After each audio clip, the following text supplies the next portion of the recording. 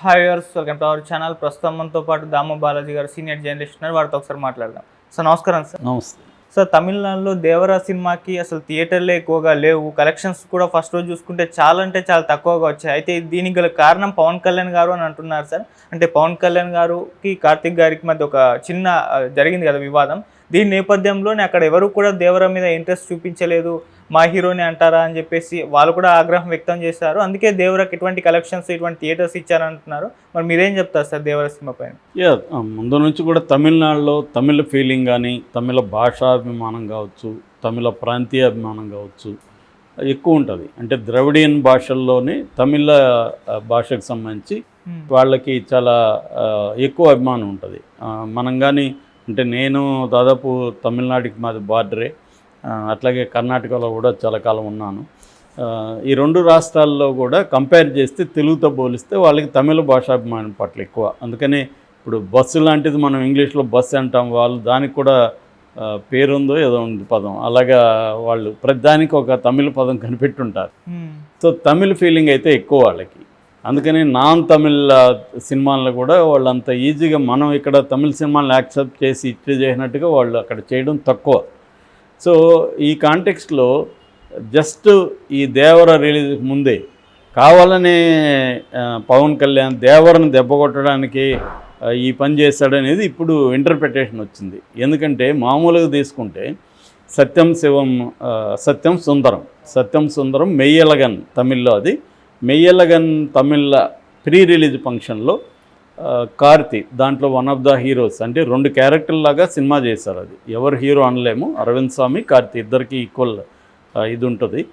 So ఆ సినిమాకి సంబంధించిన ప్రీ రిలీజ్ ఫంక్షన్లో ఆ యాంకరు లడ్డు కావాలా నాన్న అని సరదాగా మేము మాట్లాడింది. దాంట్లో ఇతను నేను దాని మీద స్పందించను, వద్దు అది సెన్సిటివ్ ఇష్యూ లడ్డు అనేదని నవ్వుతూ చెప్పాడు. ఎందుకు నవ్వుతూ చెప్పాడంటే ఆ అట్మాస్ఫియర్ అంతా నవ్వుతూ జరుగుతుంది, హ్యాపీగా ఉంది, ఆమె సరదాగా నవ్వుతూ ఉంటే అదే కాంటెక్స్లో నవ్వుతూ చెప్పాడు. అంత తప్ప ఆయన లడ్డు కోసం నవ్వింది కాదు, లేకపోతే డెరగేటరీగా ఆయన ఏం మాట్లాడలేదు. అయినా పవన్ కళ్యాణ్కి ఎందుకు అంత సీరియస్ కోపం వచ్చింది, అంత సీరియస్గా వార్నింగ్ ఎందుకు ఇచ్చాడు అనేది అప్పుడు అందరూ కూడా ఆశ్చర్యపోయారు. నిజానికి ఆంధ్రప్రదేశ్లో తెలుగు రాష్ట్రాల్లో కూడా ఇదేంటి ఇది ఆ వీడియో ఈ వీడియో రెండు చూసినప్పుడు ఎందుకు అంత పవన్ కళ్యాణ్ ఆవేశపడ్డాడు అని చాలామంది అనుకున్నారు. కానీ నిజానికి ఇది పవన్ కళ్యాణ్ దేవరని దెబ్బ కొట్టడానికి మనసులో పెట్టుకునే చేశాడని ఇప్పుడు ఎన్టీఆర్ అభిమానులు అంటున్నారు. ఎందుకంటే మామూలుగా అయితే అది అనాల్సిన అవసరం లేదు. పవన్ కళ్యాణ్కి తెలుసు ఈ కాంటెక్స్లో అతనంటే వాళ్ళకి కోపం వస్తుంది, దేవర సినిమా అక్కడ ఇబ్బంది అవుతుందని. దానికోసమే పవన్ కళ్యాణ్ అన్నాడని, నిజంగా అలా అన్నాడో లేదు మనకు తెలియదు. ఆయన హిందుత్వాలు తీవ్రవాదిలాగా ఆయన మాట్లాడడం అనేది అప్పుడప్పుడు చేస్తుంటాడు. ఆయన ఏది మాట్లాడినా తీవ్రత ఉంటుంది. పవన్ కళ్యాణ్ ఏది మాట్లాడినా ఒక ఇంటెన్సిటీ ఉండకుండా ఉండదు. అలాగే ఆయన ఒక పక్క మార్క్సిజం కమ్యూనిజం మాట్లాడినప్పుడు కూడా అంతే తీవ్రంగా మాట్లాడాడు. చెగువెర గురించి మాట్లాడేటప్పుడు కూడా అంతే తీవ్రంగా మాట్లాడాడు. ఇప్పుడు భక్తి ఎక్స్ట్రీము ఇటువైపు వచ్చి కూడా అంతే తీవ్రత మాట్లాడాడు. సో అలాగా మాట్లాడా లేకపోతే ఒక ప్లాన్డ్గా దేవరని దెబ్బతీయాలని మాట్లాడాడు తెలియదు, కానీ వీళ్ళు అలా అంటున్నారు. అయితే రిజల్ట్ అయితే మాత్రం ఖచ్చితంగా పవన్ కళ్యాణ్ మాట్లాడడం వల్ల దేవరికి తమిళనాడులో మాత్రం దెబ్బ తగిలింది. ఏమైందంటే పవన్ కళ్యాణ్ వ్యాఖ్యలకి ఇమీడియట్గా కార్తీ అయితే సారీ చెప్పాడు. కార్తీ సారీ చెప్పడానికి వెనక కూడా అతని ప్రయోజనాలు ఉన్నాయి. ఎందుకంటే అతని సినిమా సత్యం సుందరం కూడా నిన్ననే రిలీజ్ అయింది కాబట్టి దీని మీద ప్రభావం పడుతుంది. ఎందుకంటే అది వాళ్ళ ఓన్ ఇన్ హౌస్ ప్రొడక్షన్, సూర్య జ్యోతికనే దాన్ని ప్రొడ్యూస్ చేశారు. ఆ రకంగా కూడా వాళ్ళకి ఇబ్బంది అవుతుంది కాబట్టి ఎందుకు వచ్చింది కూడా సారీ చెప్పేద్దామని అన్ఇంటెండెడ్ మిస్అండర్స్టాండింగ్ అని, అంటే నేను అలా ఏమీ చేయలేదు, బట్ అపార్థం అయితే జరిగింది కాబట్టి నేను సారీ చెప్తున్నా. అతను సారీ చెప్పాడు విత్ డీప్ రెస్పెక్ట్ అని కూడా పవన్ కళ్యాణ్కి ఒక బిస్కెట్ వేశాడు, సారీ చెప్పాడు. దాని తర్వాత ఎవరో ఫ్యాన్ దీని నుంచి సూర్య పేరుతో 3 రోజుల దీక్ష అని కూడా కామెడీకి పెట్టారు. సో ఇదంతా అయిపోయింది. దీనివల్ల ఏమైందంటే తమిళనాడులో ఉండే హీరోలు కావచ్చు, తమిళనాడులో ఉండే ఆర్టిస్టులకి కోపం వచ్చింది. ముఖ్యంగా నాజర్ ఆయన పొలిటికల్గా కూడా యాక్టివ్గా ఉంటారు. ముఖ్యంగా యూనియన్ పాలిటిక్స్లో యాక్టివ్గా ఉంటారు, తమిళ్ ఇండస్ట్రీలో యాక్టివ్గా ఉంటారు. కొంత ఆయనకి చైతన్య స్థాయి కూడా ఎక్కువ, నాజర్కి అనేక విషయాల పట్ల ఆయన స్పందిస్తూ ఉంటారు. సో ఆయన స్పందించాడు సీరియస్గా, అందరికి లెటర్లు రాశాడు. ఇదేంటిది, మనం చేయని తప్పుకి అతను బెదిరించడం ఏంటి, మనం సారీ చెప్పడం ఏంటి, ఒక తెలుగు హీరో మన తమిళ హీరోని బెదిరించే ఇది అతనికి ఎవడిచ్చాడు హక్కు అన్నట్టుగా అతను మాట్లాడాడు. కానీ ఎవరి సమస్యలు వాళ్ళకు ఉంటాయి ఇక్కడ. సో ఆ రకంగా తమిళనాడులో ఇది కొంత వైరల్ అయింది. దీంతో అందరూ ఖండించలేదు ఓపెన్గా, కానీ ఎక్కువ మందికి అయితే ఇది కోపం వచ్చింది. ఎందుకంటే అతను ఏమన్నా తప్పు చేస్తుంటే కార్తీ పర్వాలేదు, అతనేం తప్పు చేయలేదు, సెన్సిటివ్ ఇష్యూ అని మాట్లాడలేదు, కరెక్ట్గానే కదా డీల్ చేశాడు. అతనేమి లడ్డు గురించి ఏమీ బ్యాడ్ జోక్ కానీ ఏమీ వేయలేదు.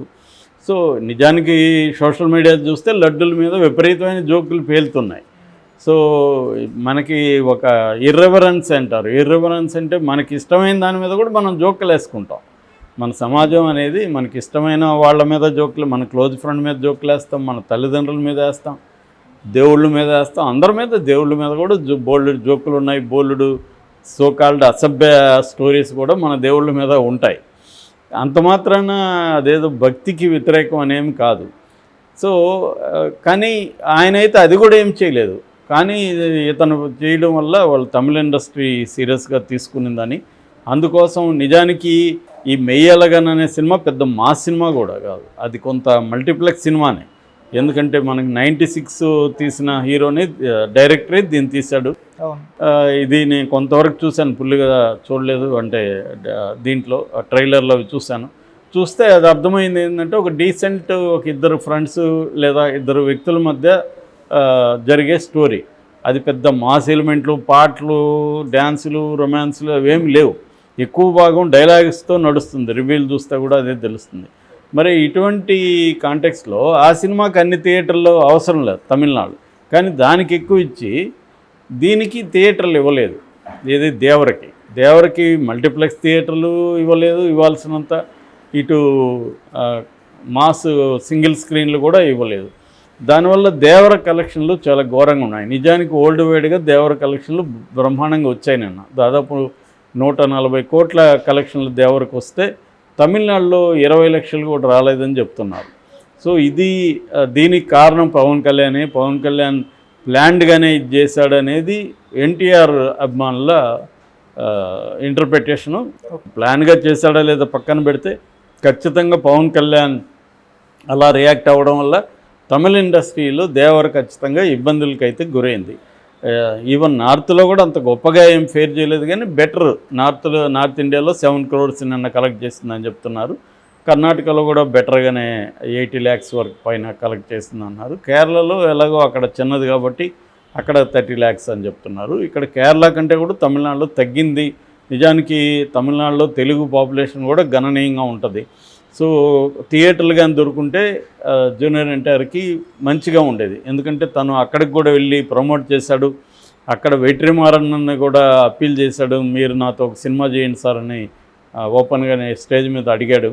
సో అలాగా తను ఏంటంటే తమిళ ఇది కూడా బాగా ఉంది, తనకి అండర్స్టాండింగ్ కూడా ఉంది జూనియర్ ఎన్టీఆర్కి. సో అలాగా తమిళ దీంట్లో కూడా చేశాడు. పైగా వాళ్ళకి సంబంధించిన అనిరుద్ధ్ రవిచంద్రన్ కూడా మ్యూజిక్ చేశాడు. ఆ రకంగా తమిళనాడులో కూడా కొద్దిగా బడ్జ్ అయితే వచ్చింది, ప్రీ రిలీజ్ బడ్జ్. కానీ రెండోది అక్కడేం పెద్ద సినిమాలు కూడా ఇప్పుడు లేవు, ఓన్లీ మెయ్యలగానే నిన్న రిలీజ్ అయింది. కానీ దానికి థియేటర్లు ఇచ్చి దీనికి ఇవ్వలేదు.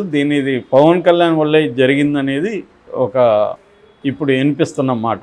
ఎందుకంటే మామూలుగానే నెగిటివ్ టాక్ ఎప్పటి నుంచో దేవర మీద స్ప్రెడ్ చేస్తున్నారు, తెలుగుదేశం వాళ్ళు కావచ్చు, నందమూరి ఫ్యాన్స్ కావచ్చు. ఇప్పుడు ఇంకా రిలీజ్ అయినాక కూడా కొద్దిగా డివైడ్ టాక్ అయితే వచ్చింది ఫస్ట్ డే. ఈ డివైడ్ టాక్ను ఉపయోగించుకొని వాళ్ళు ఇంకా దాన్ని ఫ్లాప్ అని ఒక నెగిటివ్ టాక్ని అయితే స్ప్రెడ్ చేస్తున్నారు. ఈ కాంటెక్స్లో తమిళనాడులో మాత్రం పవన్ కళ్యాణ్ వల్ల కొంత దెబ్బ అయితే తగిలింది, అంత మాత్రం చెప్పదు. Okay, thank you so much sir.